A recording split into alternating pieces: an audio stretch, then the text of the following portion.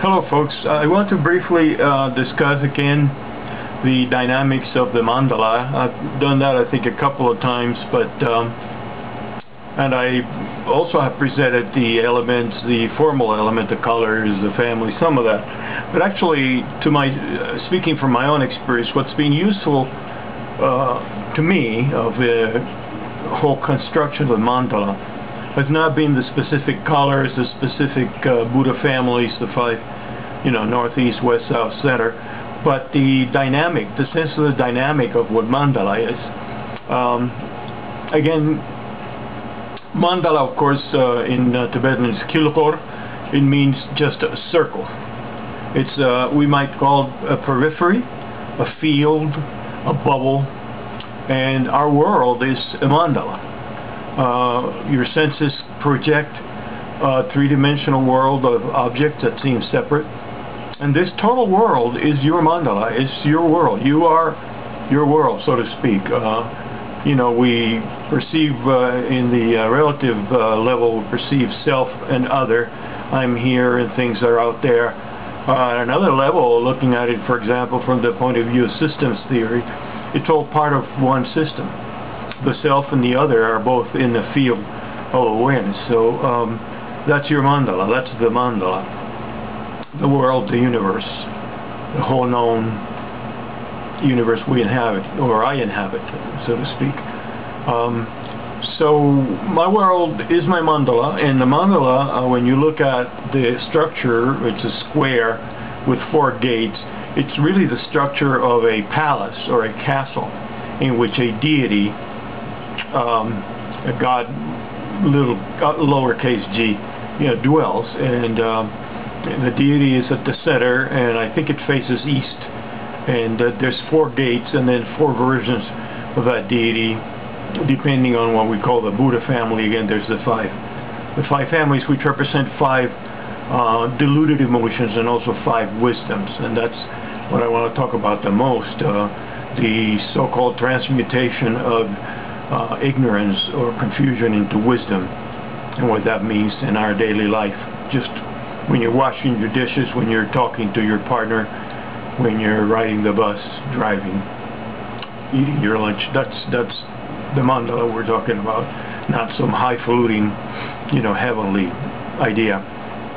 So your world is your mandala, your castle, and you're the deity at the center.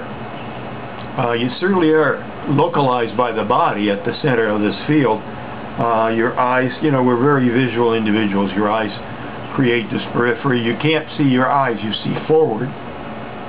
But there's a sense of surrounding. And of course your ears and your nose have also distant sensing. So this creates a world. And then we have the emotional world in which these things appear.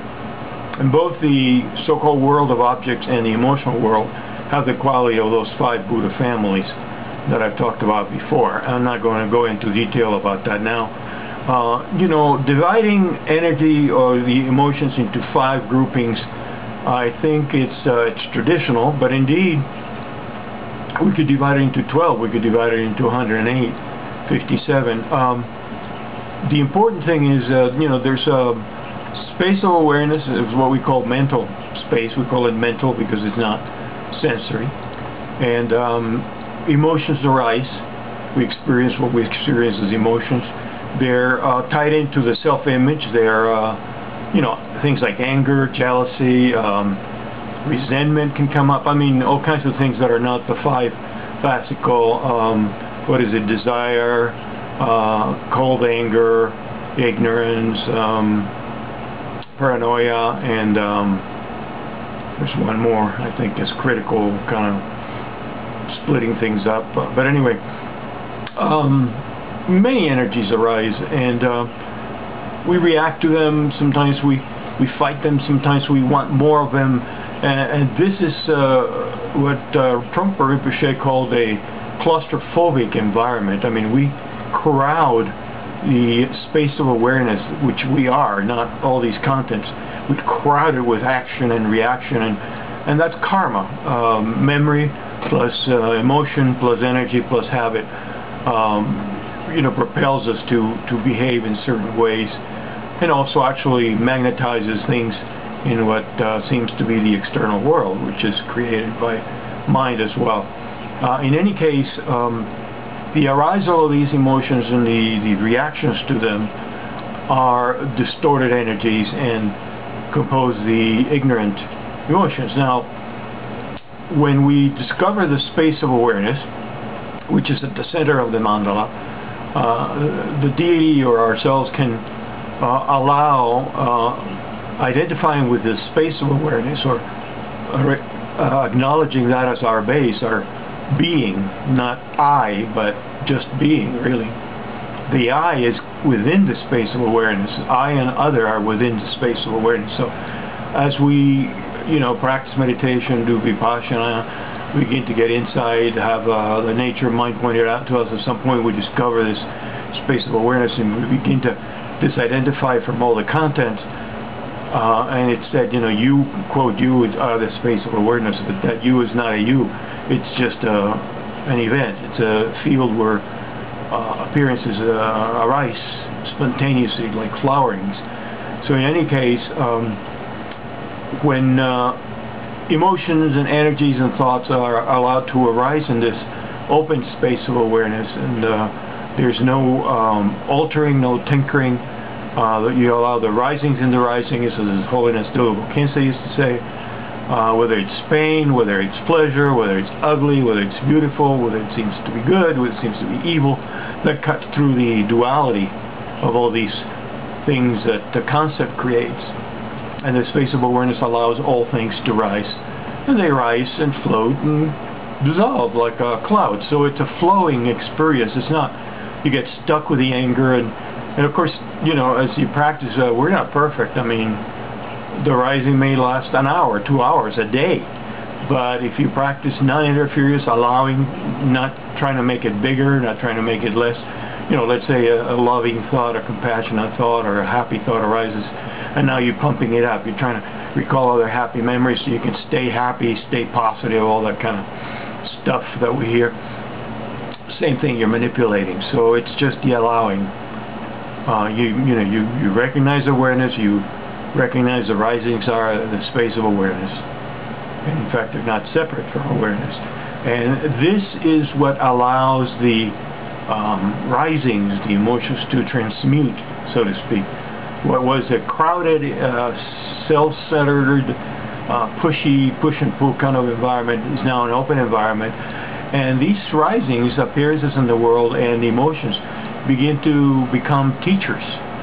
They are the wisdoms. So in fact, what we perceived at one time as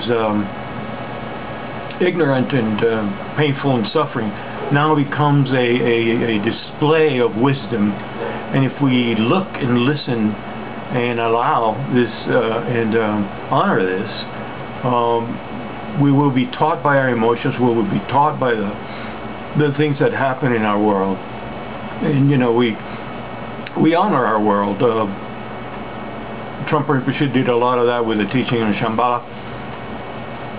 Don't know much about that teaching, but the whole notion that our phenomenal world is not something to say, oh, it's phenomenal, its appearances, it's all negative. No.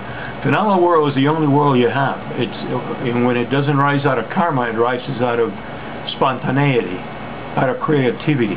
The Dharmakaya, the open space of mind, has a creativity that is infused in the world.